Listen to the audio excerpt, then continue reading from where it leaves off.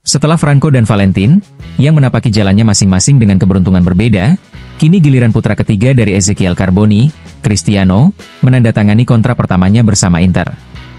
Di usia yang baru 16 tahun, Cristiano sudah dianggap sebagai bakat muda menjanjikan layaknya kedua kakaknya. Penampilannya gemilang bersama tim U15 semakin menumbuhkan harapan besar untuk masa depannya. Dijuluki El Flaca, karena kemiripannya dengan Javier Pastore, Cristiano siap melanjutkan perjalanannya di Akademi Muda Inter. Ia berharap segera mendapat kesempatan tampil bersama tim Primavera asuhan Benito Carbone. Bermain sebagai gelandang ofensif atau trequartista, ia dikenal memiliki kaki kiri yang sangat terampil, dan banyak yang yakin, dirinya bisa menjadi lebih hebat daripada kedua kakaknya.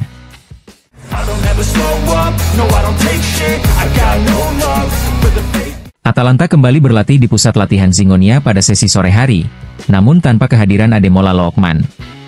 Menurut laporan Sky Sport, penyerang asal Nigeria itu tidak muncul dalam latihan, setelah sebelumnya juga absen dari acara makan siang bersama tim yang bersifat tidak wajib.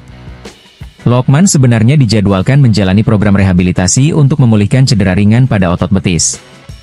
Namun, kecil kemungkinan ia akan menyusul ke pusat latihan Bortolotti setelah sesi dimulai. Kini, perhatian tertuju pada langkah yang akan diambil pihak klub terkait situasi ini.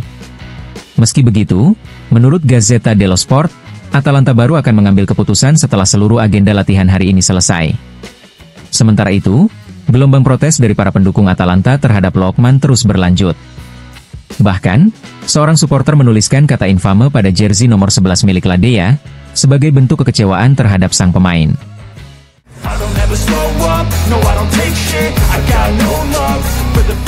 Meski pihak Inter dan sang pemain sendiri telah menegaskan posisinya, Fenerbahce tampaknya masih bertekad melakukan satu upaya terakhir untuk mendatangkan Hakan Çalhanoğlu.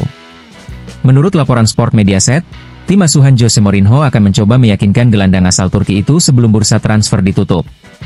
Namun, bila usaha tersebut kembali gagal, opsi lain yang disiapkan Fenerbahce adalah Douglas Luiz dari Juventus.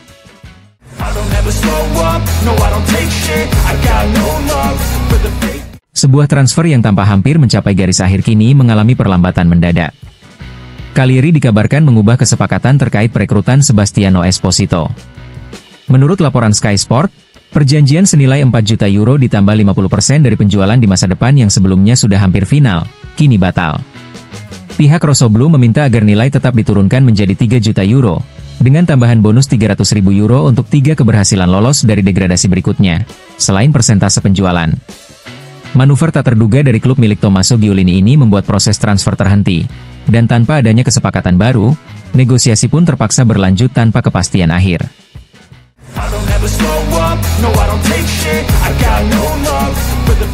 Setelah kunjungannya ke markas Inter beberapa hari lalu untuk menandatangani kontrak, kini resmi sudah, Mattia Marello, bek muda kelahiran 2008, menjadi pemain Nerazzurri sepenuhnya. Lega Serie A telah mengumumkan bahwa kontrak sang pemain, yang didatangkan dari Udinese, telah resmi didaftarkan. Marello bergabung dengan Inter dengan status pinjaman, dan akan segera memperkuat tim U20 asuhan Benito Carbone.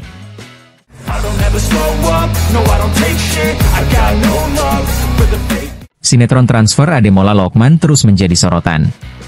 Setiap hari, muncul babak baru dalam kisah ini, mulai dari pernyataan CEO Atalanta, Luca Percasi, hingga absennya sang pemain Nigeria dalam sesi latihan sore di Zingonia. Ketegangan antara kedua belah pihak masih berlanjut, sementara Inter menunggu dengan penuh kewaspadaan, meski tak sepenuhnya dari kejauhan. Jika negosiasi ini berakhir buntu dan Inter memutuskan mengalihkan target, sudah ada 4 nama yang masuk dalam radar manajemen Inter, yaitu Nkunku, Sancho, Antonio Nusa, dan Garnacho. Itulah profil pemain yang diincar Inter, sosok yang mampu melewati lawan dan menjadi pembeda di 20 meter terakhir lapangan. Demikian laporan Sky Sport.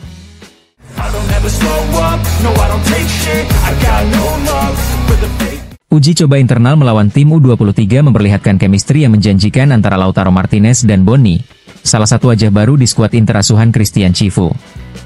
Gol, assist, hingga hadiah penalti, keduanya saling melengkapi di lapangan, bahkan kerap bertukar posisi dan saling mencari dalam permainan. Menurut Gazzetta dello Sport, Bonni terbukti bisa menjadi sumber daya penting dalam skema apapun. Di formasi 3-5-2, ia mampu bermain mendukung penyerang utama, sebagaimana yang pernah ia lakukan di Parma bersama Pellegrino, striker Argentina bertubuh 192 cm. Kini di Inter, perannya adalah berduet dengan Lautaro. Bonni disebut sebagai pemain berbeda, lebih teknis, lebih berkualitas, dan saat menghadapi tim U23, aksinya bersama Lautaro sukses mengundang tepuk tangan. Dalam skema 3-4-2-1, Bonni pun bisa dimainkan sebagai penyerang maupun trequartista, mendukung Lautaro atau Pio Esposito. Ia menjadi Grimaldello, kunci yang bisa membuka banyak pintu serangan, dengan Cifu yang siap mengasah ketajamannya di depan gawang. Selain itu, pemain asal Prancis ini juga piawai membawa tim naik menyerang. Meski bertubuh besar, ia sangat lihai melewati lawan. Musim lalu, ia tercatat sebagai pemain Parma dengan dribble sukses terbanyak, 36 kali, jumlah yang sama dengan torehan Ademola Lookman.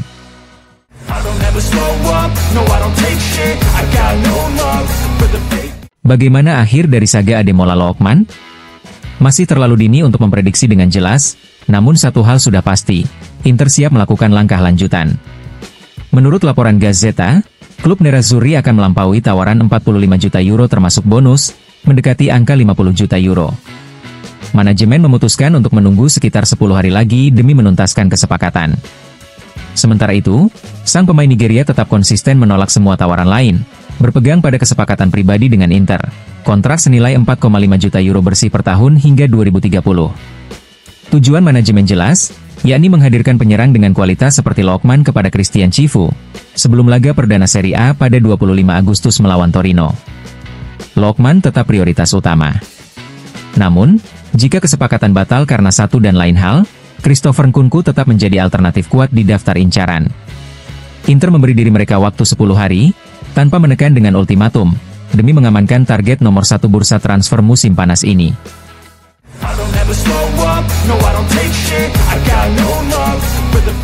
Tiga langkah tegas dalam 2 hari dari Ademola Lookman menandai titik balik hubungan dengan Atalanta. Menghapus semua jejak Atalanta dari media sosial, absen dari makan siang awal pramusim, dan tidak hadir di sesi latihan. Sebuah sikap yang kini memunculkan benturan langsung dengan manajemen Ladea, situasi yang menurut Gazzetta dello Sport, tak lagi bisa diputar balik. Meski masih dalam proses pemulihan cedera ringan pada betis, Lookman kemarin tetap memilih absen. Sebuah keputusan yang diyakini berkaitan dengan pernyataan Luca Percasi, yang disampaikan hanya beberapa jam sebelumnya dalam konferensi pers presentasi Marco Sportiello. Inter pun ikut menyimak dengan cermat. Tidak ada yang mengejutkan, karena mereka sudah menduga respon semacam ini, apalagi setelah 2 kali tawaran ditolak. Namun, mereka juga menunggu sebuah langkah dari Lookman. Dan langkah itu bahkan hadir 3 kali, mulai dari menghapus foto dengan seragam Atalanta di media sosial, merilis pernyataan, hingga absen latihan di Zingonia. Sebuah titik krusial, yang bisa jadi menentukan masa depan transfer ini. Menurut kabar yang beredar, Inter siap meningkatkan lagi tawaran 45 juta euro termasuk bonus yang sebelumnya sudah diajukan. Rilisan itu akan datang, dan Lookman telah memberi sinyal jelas.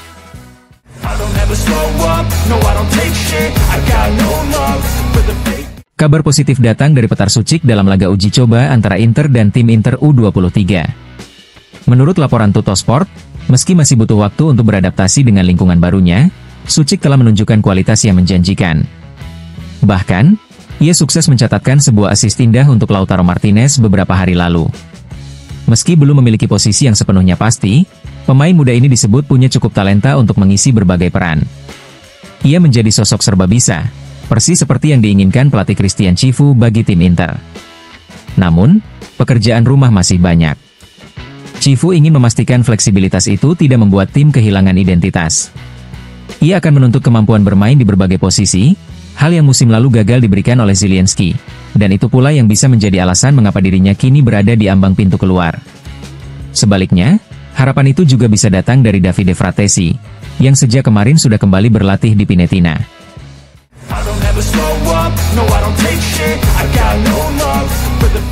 Christian Cifu tampaknya mewarisi ide taktik dari Simone Inzaghi, namun metode yang ia terapkan di hari-hari awal cukup berbeda. Demikian laporan dari Corriere della Sera. Sebuah revolusi lembut, namun bukan berarti ringan.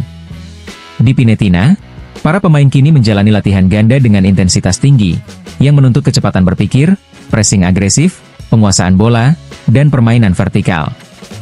Hasilnya, para pemain terlihat kelelahan, namun juga sangat termotivasi. Secara emosional, Cifu berhasil menjalin kedekatan melalui sesi kelompok maupun individu, yang membantu mengembalikan ketenangan setelah badai pasca Piala Dunia antar klub. Ia pun tengah berupaya merajut kembali harmoni dalam trio Lautaro, Calhanoglu, Thuram.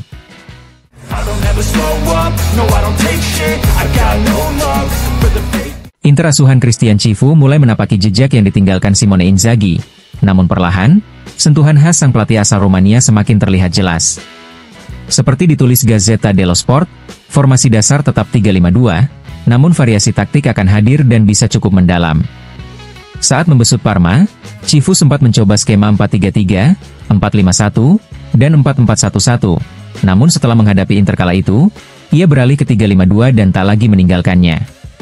Kini, dengan karakter permainan pemain seperti Alessandro Bastoni yang gemar maju menyerang, lini belakang jarang bertahan rapat saat membangun serangan, sementara para pemain sayap bisa bergerak ke tengah. Untuk skema 3-4-2-1 atau 3-4-1-2, faktor penentu bukan hanya perekrutan Ademola Lookman. Dengan Pio Esposito dan Boni sebagai opsi cadangan, Inter bisa saja menempatkan Lautaro Martinez sedikit ke belakang untuk mendukung Pio, melebar dengan Thuram, atau memasukkan Boni di antara celah pertahanan lawan. Bagi Lautaro, ini bukan hal baru, mengingat kemampuan dan kebiasaannya turun lebih rendah untuk membantu permainan. Semua itu dilakukan demi membuat Inter tampil lebih variatif dan sulit ditebak.